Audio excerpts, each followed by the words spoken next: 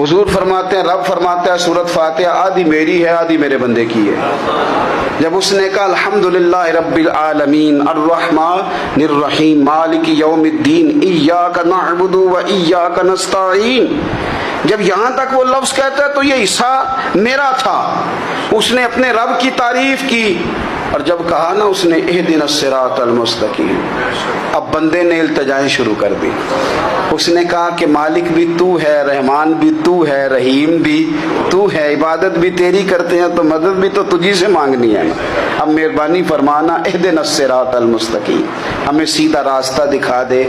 صراط الذین انعمت علیہم، ان لوگوں کا راستہ دکھانا جن پر تو نے انعام کیا ہے،